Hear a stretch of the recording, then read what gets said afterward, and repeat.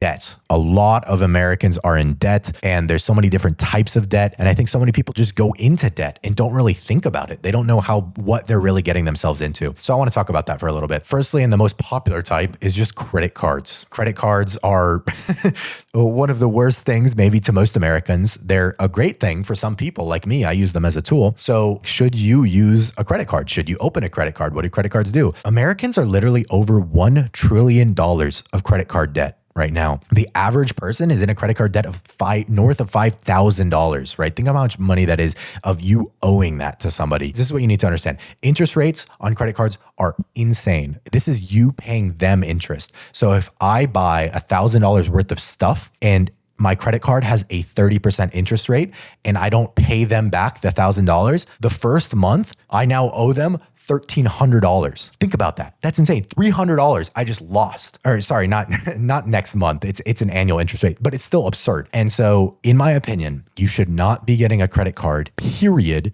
if you plan on ever holding a balance, meaning that you do not plan on paying the full amount that you borrowed each month. Pay it each month. If I spend $1,000, I pay $1,000 in the same month. And so many people will use it as sort of like a loan. This is not a loan because the interest rates are so absurd that you need to treat it almost like a debit card. I don't treat it of, oh, I don't have the money now. I'm going to get the money, so I'm going to pay it and then pay it later. No, I do not buy anything that I could not buy immediately in cash. And when I say cash, I don't mean physically, but like liquid, if that makes sense. And so many people take out so much credit card debt. Oh, I want a new TV and I'm furnishing my new place. Or they'll start spending it because they think, oh, the points, right? So I want to talk about like points. The points and the benefits that you get on credit cards are so insignificant if you hold any debt that it's not worth it, right? There is no equivalent to be like, oh yeah, I'm in $400 in debt to this credit card, but I get 4 times point on gas. The 4 times point is screwing you over, right? The interest is so high that it's just screwing you over. Yes, they can be very cool. For example, I have like 5, 6 credit cards now maybe.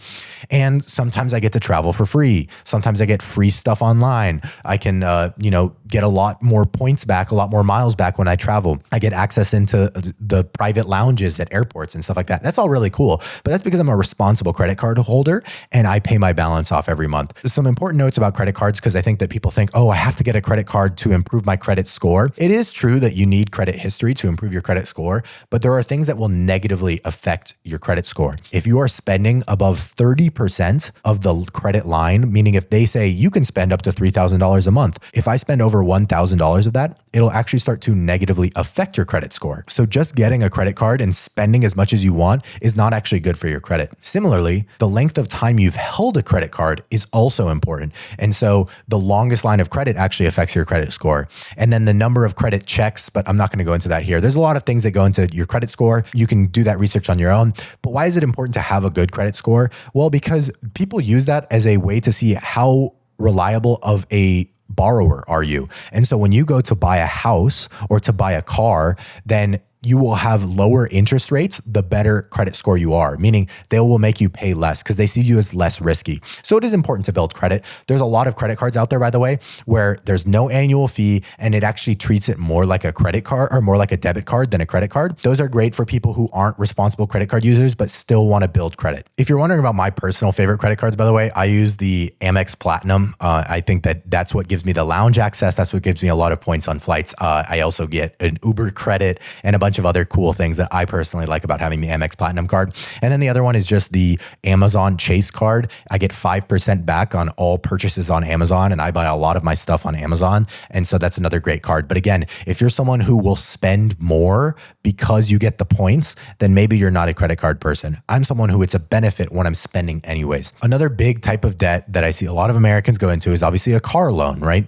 One of the biggest taxes just on America in general is that you have to buy a car. A lot of cities are basically requiring you to have a car, which I'll go into later. I actually personally don't own a car, but that's because I live in one of the very few cities where I don't need one. But most people will have to have a car to commute to and from work, drop kids off, blah, blah, blah. You don't need a new car. I don't care what ads you see. I don't care who you're trying to impress. You do not need a new car. As soon as you drive a car off the lot, it loses about 30% of its value. Buy a used car. You can buy a used car. I promise you that it'll run fine. As long as if you buy like a really, really cheap car, then obviously get it to a mechanic, make sure that it's safe to drive. But in general, you don't need a new car, nor do you need even a really fancy car. I think a lot of people buy a car that's way, way, way nicer than they can actually afford because they try and impress people. They want to signal that they have wealth. I would be happy to drive a little rinky-dink car if I have one. And when I get one, I might as well buy something that's a little cheapo because I know that my car isn't a symbol of worth as me as a person. There's this thing called the man in the car paradox, which is you see somebody driving a Ferrari, somebody pulls up in a Ferrari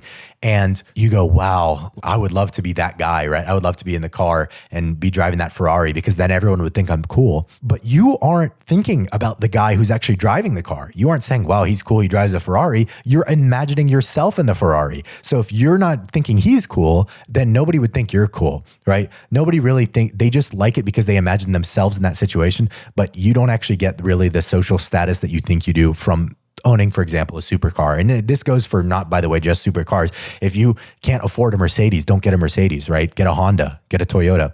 And a lot of people don't really understand interest rates. So they'll get a super high interest rate for a super long loan length for a car, right? I personally would never take a loan over 3 years on a car. I want to pay it off quickly because of depreciating value and stuff like that. And the longer that a loan is, the more you pay in interest. You can do the math. There's a lot of calculators, but basically if I have the longer that a term is on a loan, the more money you're paying than what the thing was actually worth if you could have bought it on day zero in full. Student loans is another really, really big issue for Americans. I think student loans are also over $1 trillion now across all Americans. For people who have student loans, there's a couple things I can give you advice on, but I'm going to be speaking to the people who don't even have student loans yet for a second.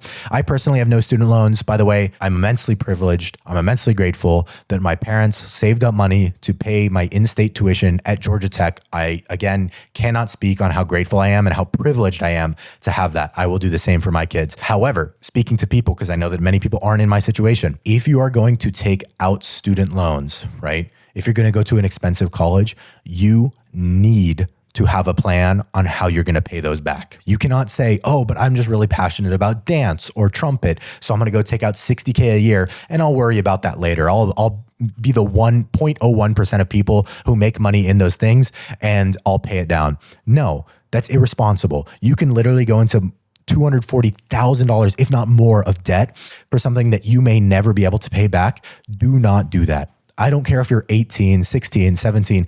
I'm talking to you and I'm talking to parents too, because they enable this. You need to have a plan to pay it back. What's unfortunate about that is it might limit what you're able to study. There's a couple fields, there's a couple majors that have a really good return on investment. Computer science, engineering, if you're pre-med, pre-law, finance, accounting, right? Those generally have a good return on investment. A lot of other majors don't. And so if you're going to take out student loans to pay for your education and then graduate and realize, oh, the jobs aren't paying that much, or it's very hard to get a job in this field, then that was you being irresponsible and not doing due diligence. If you get a scholarship, go for it. Study whatever you want. If your parents can afford it, go study whatever you want, right? But for people who can literally ruin their life from the amount of debt that they would take, do the due diligence. Figure out if you can make money. Don't take private student loans unless you really have to as well. Private student loans are people trying to make money off of you. Obviously, the government, when we talk about private versus federal student loans are generally at a lower interest rate, meaning you'll pay less. And when stuff happened, like when COVID happened and they paused student loan rates,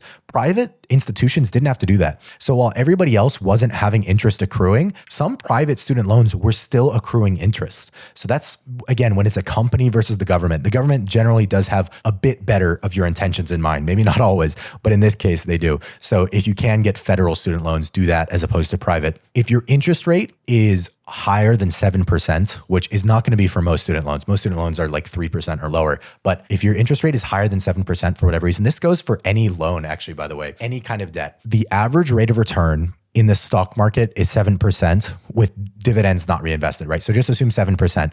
So if your debt has a higher interest rate than 7%, what that means is if you put money in the stock market instead of paying down your debt is growing faster than whatever money you would make in the stock market. meaning you would be better off getting rid of the debt first and then investing. But if your student loans are, say, 3%, then you can pay the minimum monthly payments and actually make more money by investing in the stock market, because the difference of growing at 7% versus going at 3% means that you would be better off investing.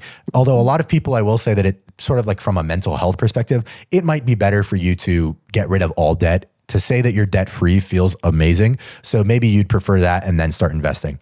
That's up to you. Another thing about student loans is that they stick through bankruptcy. So credit cards, you can get into hundreds of thousands of credit card debt, and then it can be forgiven by going through bankruptcy, which I'm not recommending at all. But student loans, you can't even get rid of through bankruptcy. So they're stuck to you for life. So that's another reason why you have to be very careful about the student loans you take out.